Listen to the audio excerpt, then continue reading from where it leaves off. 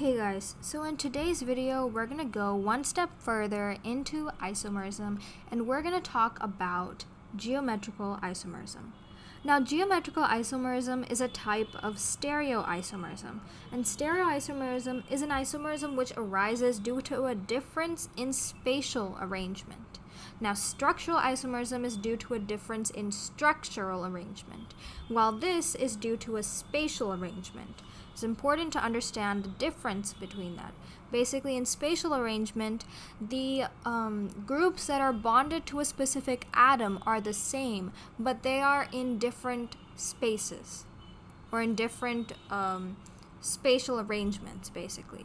However, in structural isomerism, the molecular formula is same, but there's a possibility that the groups bonded to a specific atom are different in two different compounds, which are isomers. So that's the difference between structural and stereoisomerism. Now, geometrical isomerism itself is due to a restricted rotation about a pi bond. So right here in this structure right here, you see a sigma bond, which is this, formed between two carbons. Now the second bond formed between the two carbons is this pi double bond that's given by these two p orbitals. This is a p orbital and this is a p orbital. And they are overlapping. So because of this, they form a pi bond. Now this area right here is called a pi cloud. Now, because of this pi cloud, there is a the bond rotation is restricted. So that's what causes geometrical isomerism. So now we're going to observe the different cases in which geometrical isomerism can be observed. So our first case is in a substituted alkene. So in a substituted alkene, the pi bond restricts the rotation of the compound. So this is a sigma bond, as we all know, and this is a pi bond. Now this pi bond right here restricts the rotation of the compound. So because of this restricted rotation, there will be geometrical isomerism. However, this is not the only criteria that we have to check. In fact, we also have to check something else basically we have to check what each carbon is bonded to. So both the carbons on either side of the double bond also have to be checked. So a compound can only exhibit geometrical isomerism when each carbon has different groups bonded to them. So for example, you can see these two right here, these two compounds. Now each of these carbons are bonded to different things. If you take one carbon, just isolate a single carbon like this. Now this carbon has a double bond, so two of its bonds are taken by that, and the other two bonds are taken by two different groups. It doesn't matter what those groups are as long as they're different.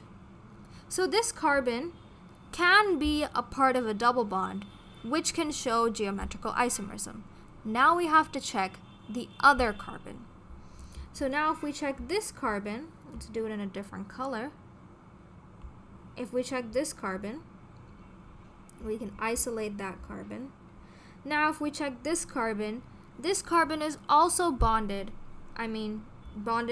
doubly bonded to the carbon on the other side. The other two bonds are taken by two different groups, A and B. Now, that also makes it eligible to be a part of a double bond, which helps to show geometrical isomerism. So, therefore, these two carbons form this double bond, which enables the compound to have geometrical isomerism. Now here, it doesn't matter whether the two carbons have the same groups. Same as in here there's A and B and here also there's A and B. That doesn't matter. As long as the individual carbon is not bonded to two of the same groups, then you're fine. So let's see, I'll just give you another example so that it'll clarify. So if we have this right here, if this is A and A, and A and A, obviously this won't show geometrical isomerism because this single carbon, if you take, these two groups are the same. And because those two groups are the same, it cannot show geometrical isomerism. Similarly, if you take this, it doesn't even matter whether only one of the carbons has that criteria. Here, if you check this let's take this as D. So here, this carbon is bonded to two different groups. So it can show geometrical the compound can show geometrical isomerism, but first we have to check the other carbon bonded to this carbon. The carbon which is, part of that double bond. We have to check those two carbons. So according to one of the carbons, which is this carbon, it's possible, but first we have to check the other carbon which is present in that double bond. So if you check the other carbon, which is this, it's bonded to two A's, and these A's are the same. And because this carbon is bonded to two of the same groups, this whole compound itself, cannot show geometrical isomerism. So that's what I'm trying to convey right here. So when it comes to geometrical isomerism, it can only be shown, in an alkene, it can only be shown when, first of all, there's a double bond. And second of all, when the groups bonded to both sides or to both carbons are different, or to each single carbon, the two groups that are bonded are different. So it doesn't matter if the same groups are bonded on both sides. So here, both sides have the same groups, but each individual carbon does not have the same groups, and hence, this compound can show geometrical isomerism. And that's why this cannot. Now, when it comes to geometrical isomers, they can be classified into two types, and they are cis isomers and trans isomers. So let's take a look at them.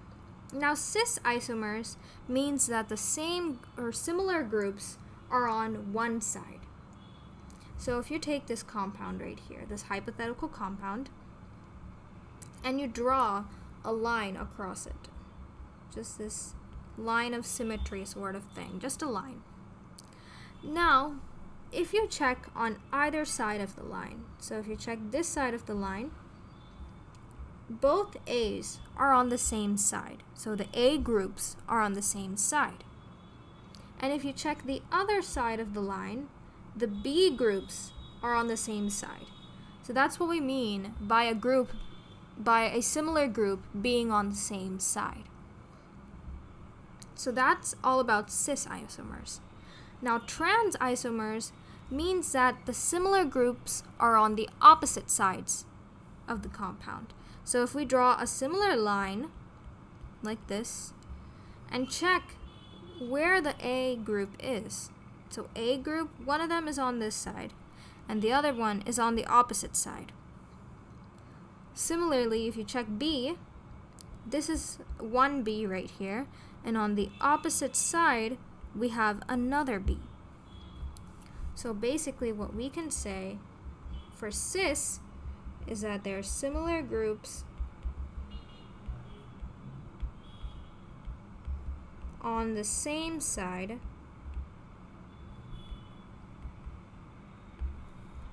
while here similar groups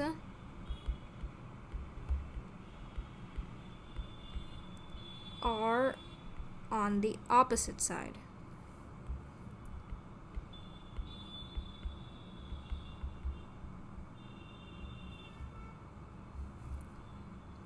So yeah, that's all about cis isomers and trans isomers.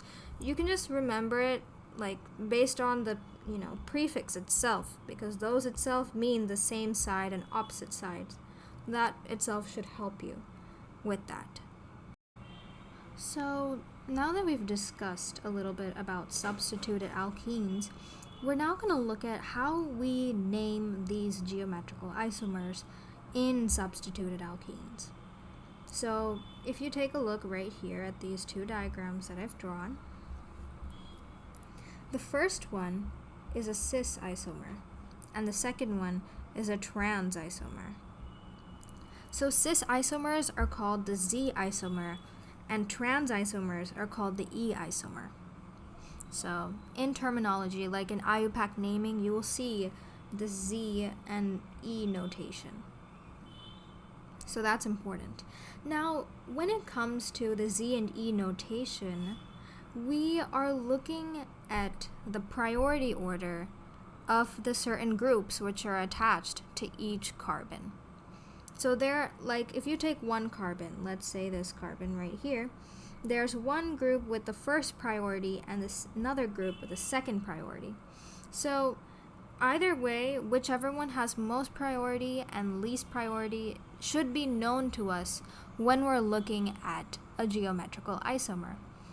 So because, in order to identify the priority order of some certain groups, we have the CIP rule.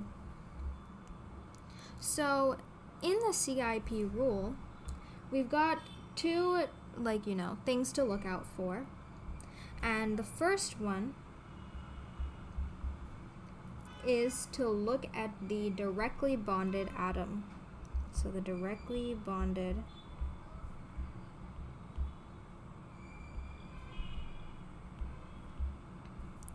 So let's say that, there's a double bond here and there's a carbon. This one has a chlorine and this one has bromine. And let's just say that the same thing is on the other side. This is just an example. So when you're looking at a specific carbon, we are going to first look at the directly bonded atom to that carbon, other than the double bonded other carbon. So we're not going to look at this side, we're only going to look at that side. So let's take a look. We've got this chlorine right here, and this bromine right here. So now what we're going to do is that we're going to look at these two directly bonded atoms and see which one has more priority. So one thing that you've got to remember here is that more the atomic number, I'm just going to write Z, more Z, or atomic number, implies or means that there is higher priority. So that's the first point. So more atomic number means more priority. So in these two right here, which one has more atomic number? And that's bromine, right? Because bromine is under chlorine in the periodic table. It's a heavier element and also has a higher atomic number.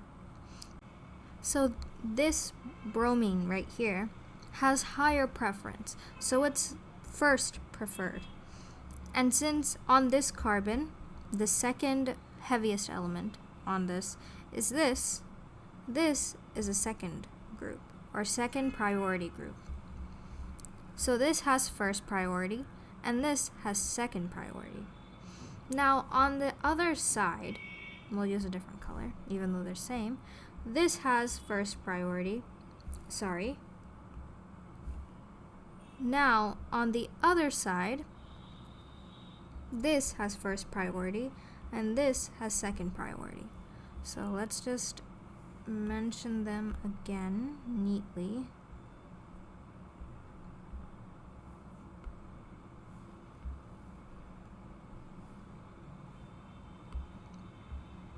Okay, so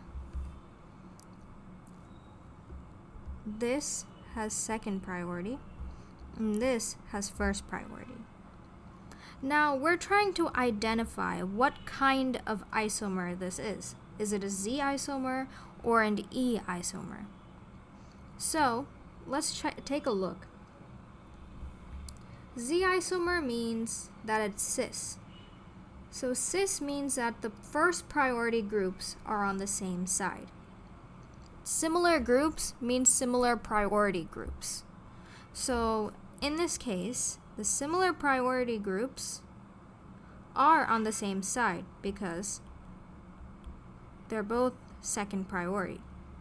Now on the other side, we've got both first priority groups. So hence, this is a cis or Z isomer. So the main thing that I want you to take away from this example right here, this one, is that more atomic number of the directly bonded atom means more priority. Another thing that you want to look at, like just an extension. Now, if you have isotopes,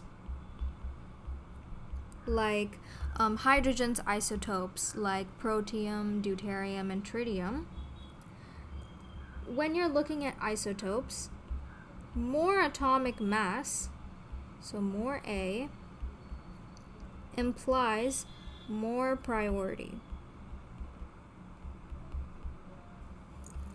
So that's another thing that you want to keep in mind. So isotopes also are included in this first rule. So yeah. So when it comes to atoms, directly bonded atoms, more atomic number means more priority. And when it comes to isotopes, more atomic mass will mean more priority. So let's take a look at some groups and we'll arrange them according to priority base. So I'm just going to give a couple of examples. So the first one is OH and Cl. So just take a look, try to figure out which one would have more priority using this first rule right here. And that's right. This has more priority because the directly bonded atom is chlorine, and here the directly bonded atom is oxygen. Obviously, the atomic number of chlorine is higher than that of oxygen, and hence it has more priority. Let's go to another one. This one's easy.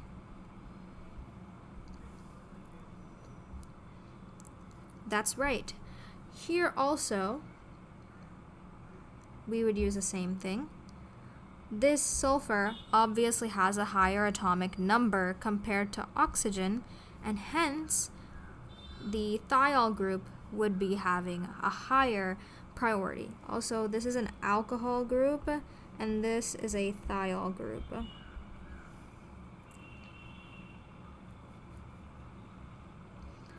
Now we could also go on more. We could have this one example right here. This is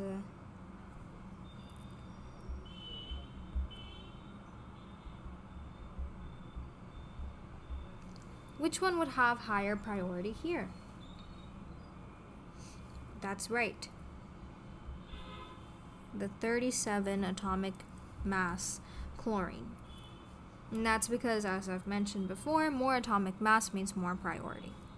We could go on with these examples, but this is a basic idea of how to use the first rule right here. And using these, using the SIP rule, we could find the priorities of the different groups present on each carbon, and then comparing the priorities, with the Z isomer and E isomer, we can figure out which compound is showing which isomer.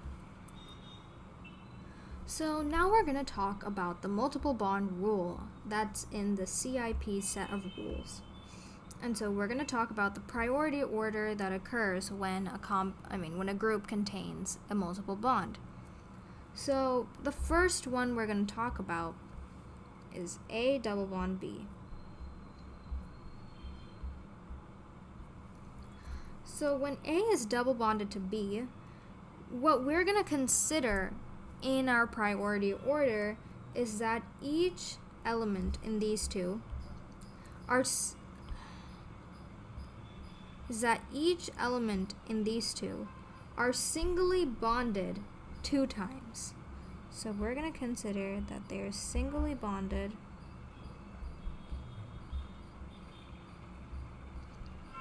2 times. So when we consider that, the thing that we're going to end up with is an A, and there's a B and a B. And this is our base. You know, this thing is this part. So this A is bonded to a B, and this B is bonded to another A. So that's what we're going to consider here when we're considering A double bond B. So as I said, each element in this is singly bonded 2 times to the other element.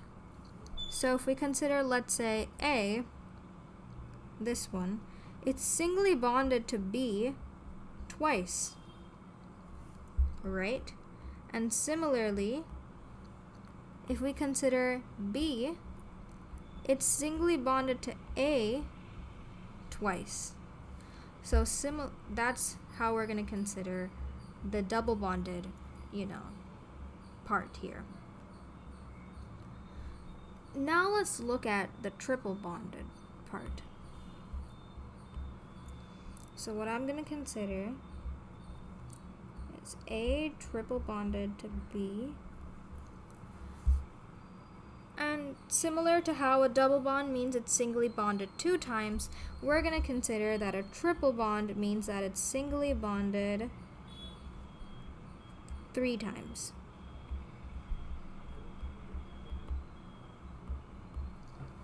So what we would get here is an A. Okay, let me draw this a little lower. An A and a B. So this A is bonded to B once, and this A will have another B, so it's already bonded to B twice, and the third B is that. So it's singly bonded 3 times to the other element, B. So now let's consider what B is bonded to. There's an A here, another A here, and the other A is here. So that's what we're going to consider for a triple bond. Similar to how here the A is bonded 2 times to B, and we also have in this case that the A is bonded 3 times to B. So you're going to have to consider this form, these forms right here, when you're considering your priority order using the CIP rule. So now let's look at some examples and compare their priority orders.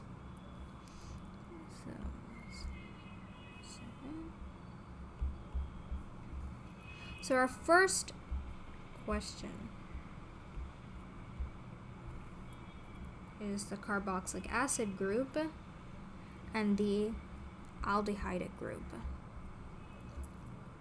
So let's first draw these out. C double bond O and an OH. And here there's a C double bond O H. So we can now split these into the forms that we've talked about before. So yeah, let's draw them out. So the first one, we realize that there is a carbon double bond oxygen. So this carbon double bonded oxygen is what we're going to have to split up. But first, I'm going to draw the single bonded stuff. So that part is singly bonded for now. Now what we're going to do is that we're going to draw this double bond, the 2 singly bonded carbon oxygens in the place of that double bond. So carbon is singly bonded to an oxygen, and this oxygen will be right here, and there will be another carbon attached to that. So this will be our carboxylic acid expansion. Actually, instead of here, we can draw it up here.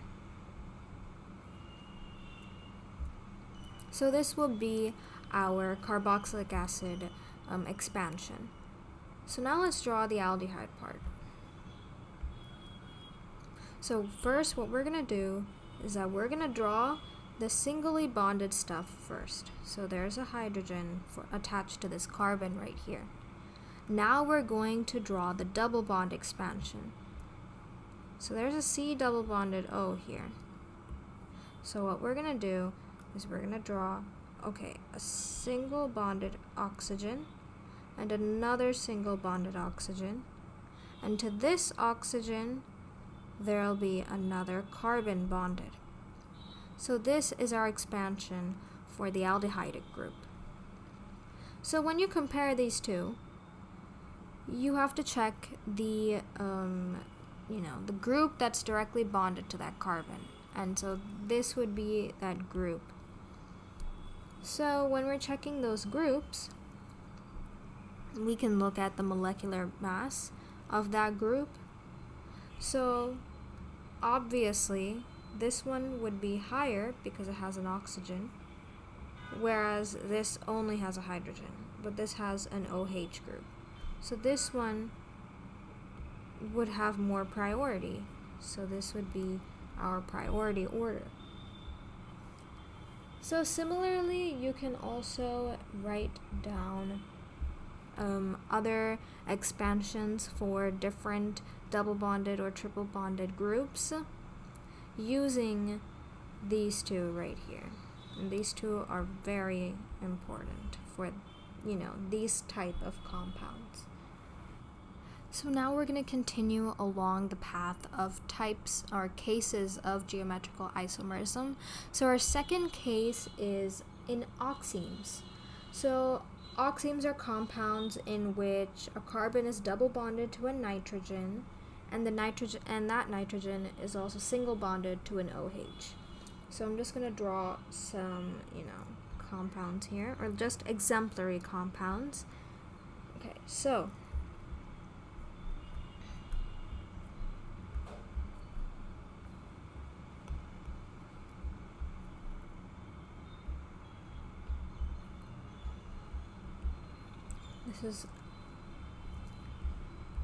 this is an example of an oxime, and we've also got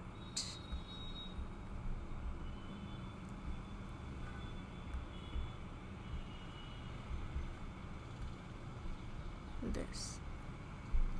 Okay, so basically what we call these, like in alkenes, we've called the isomers as cis and trans. But in oximes, we have a little bit of a different sort of terminology. So for this one, we would call it syn. And we call this anti. So syn is synonymous to cis, and anti is synonymous to trans. Like if you just want to compare between, alkenes and oximes. So yeah, basically you could consider the R group is opposite to the OH in syn, and the R group is on the same side as the OH in anti, or something like that. Or you could consider it in terms of the lone pair. Either way, it's your choice on how you want to remember it. But yeah. Now, this type of oxime, where there on the carbon there is a alkyl group and a hydrogen bonded, these are called aldoximes. Now, there's also a ketoxime, and we'll talk about that. So if there was an R dash, and just the same sort of thing, like this, these would be called ketoximes.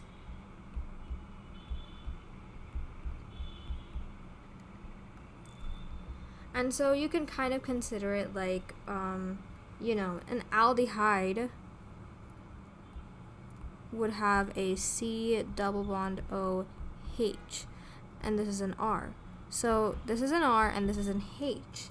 And similarly, there's an R and a H.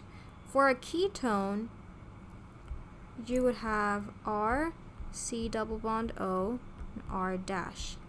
Similarly, this carbon is bonded to an R and R dash, and same thing here as well.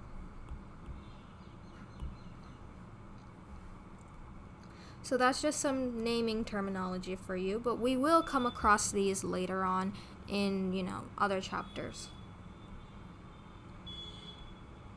Now we could also do, another type of compound. This is just a side note, by the way. So if we have a compound like this,